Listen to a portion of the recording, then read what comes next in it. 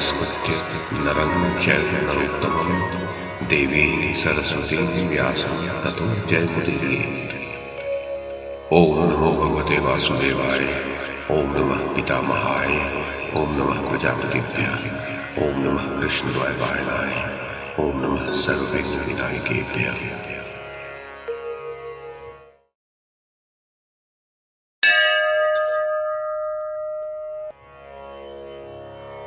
वैशंपायन जी कहते हैं, जन्मेजय, संजय ने कहा, महाराज, शांतनुनंदन भीष्म के चुप हो जाने पर सब राजा वहां से उठकर अपने अपने विश्राम स्थान को चले गए। भीष्म जी को रथ से गिराया सुनकर पुरुष प्रवर राधानंदन कर्ण के मन में कुछ भय समा गया।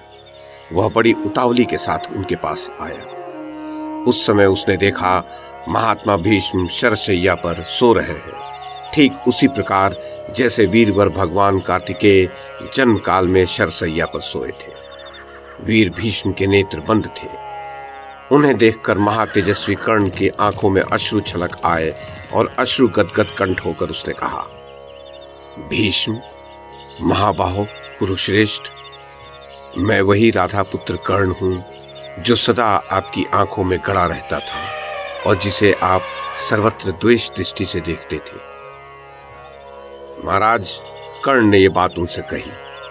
उसकी यह बात सुनकर बंद नेत्रों वाले बलवान कुरुवृद्ध भीष्म ने धीरे से आंखें खोलकर देखा और उस स्थान को एकांत देखकर अपनी सेवा में नियुक्त सेवकों को दूर हटाकर कहा, आओ आओ कर्ण। उसके पश्चात एक हाथ से कर्ण का उसी प्रकार सस्नेह आलिंगन किया जैसे पिता अपने पुत्र को गले से लगाता है। तत्पश्चात उन्होंने कहा, तुम सदा मुझसे लाग डांट रखते रहे, सदा मेरे साथ स्पर्धा करते रहे।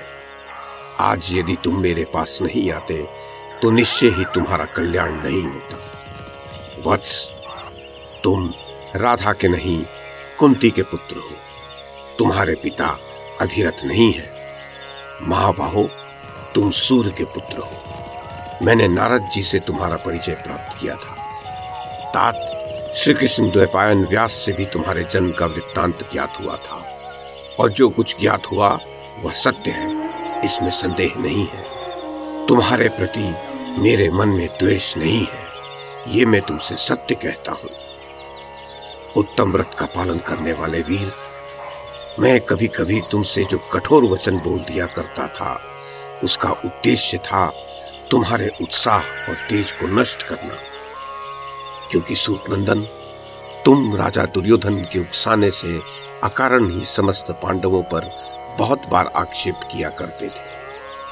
तुम्हारा जन्म कन्यावस्था में ही कुंती के गर्भ से उत्पन्न होने के कारण धर्मलोप से हुआ है। इसीलिए नीच पुरुषों के आश्रय से तुम्हारी बुद्धि इस प्रकार ईर्ष्यावश गुणवान पांडवों से भी द्वेष रखने वाली हो गई है और इसी के कारण कौरव सभा में मैंने तुम्हें अनेक बार कटु वचन सुनाए। मैं जानता हूं तुम्हारा पराक्रम समर भूमि में शत्रुओं के लिए दुस्सह है। तुम ब्राह्मण भक्त, शूरवीर तथा दान में उत्तम निष्ठा रखने वाले हो। देवोपम वीर, मनुष्यों में तुम्हारे समान कोई नहीं है।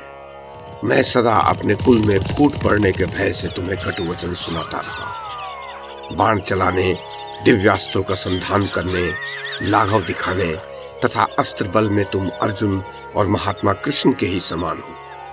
कर्ण, तुमने कुरुराज दुर्योधन के लिए कन्या लाने के निमित्त अकेले काशीपुर जाकर केवल धनुष की सहायता से वहां आए हुए समस्त राजाओं को युद्ध में परास्त कर दिया था। युद्ध की श्लाघा रखने वाले वीर, यद्यपि राजा जरासंध दुर्जय एवं बलवान था तथापि वह रणभूमि में तुम्हारी समानता न कर सका। तुम ब्राह्मण भक्त, धैर्य पूर्वक युद्ध करने वाले तथा तेज और बल से संपन्न हो। संग्राम भूमि में देव कुमारों के समान जान पड़ते हो और प्रत्येक युद्ध में मनुष्यों से अधिक पराक्रमी हो। मैंने पहले जो तुम्हारे प्रति क्रोध किया था वह अब दूर हो गया है, क्योंकि प्रारब्ध के विधान को कोई पुरुषार्थ द्वारा नहीं टाल सकता। शत्रुसूदन, वीर पांडव तुम्हारे सगे भाई हैं। महाबाहो, यदि तुम मेरा प्रिय करना चाहते हो तो अपने उन भाइयों से मिल जाओ।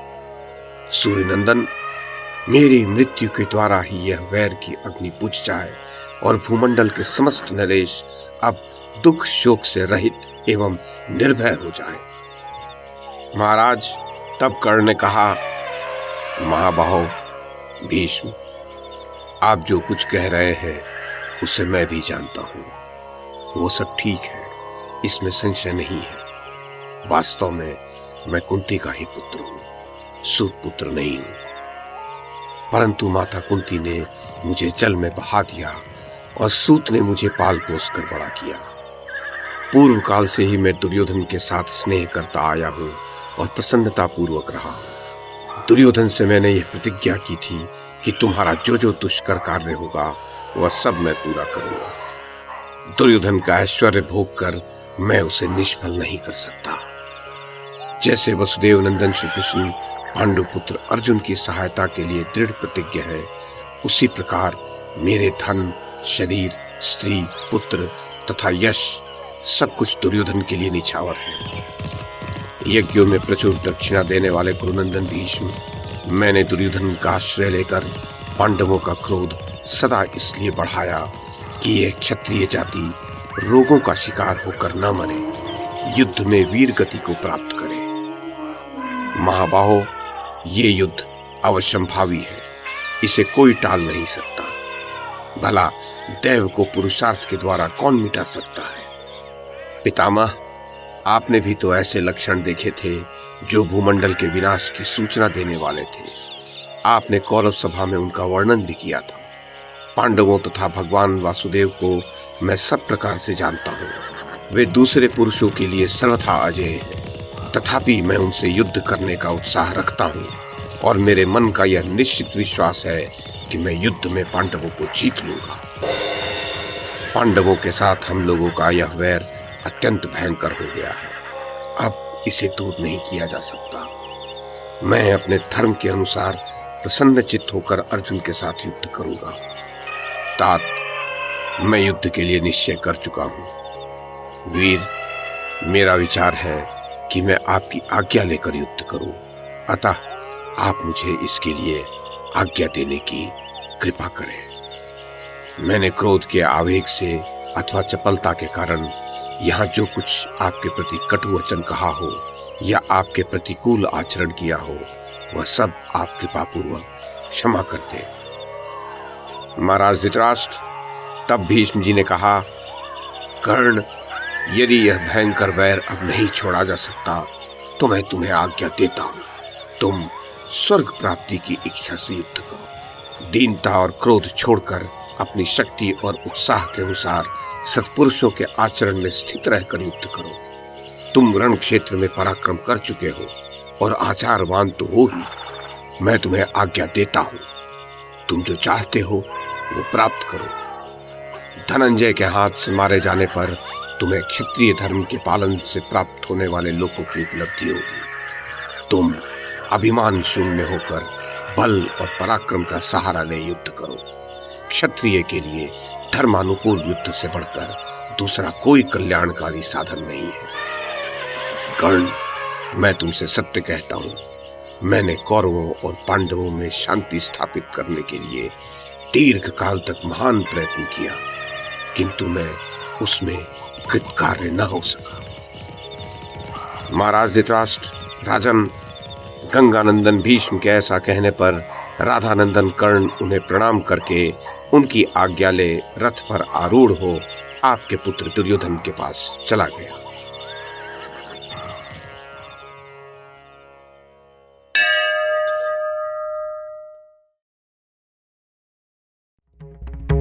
YouTube के माध्यम से महाभारत की कथा को एक श्रृंखला के रूप में प्रस्तुत करने का हमारा ये प्रयास यदि आपको सराहनीय लगा हो तो कृपया इस कड़ी को लाइक और शेयर करें, चैनल को सब्सक्राइब करें और बेल आइकन को दबाएं। साथ में अन्य लोगों को भी देखने के लिए प्रेरित करें। धन्यवाद और नमस्कार।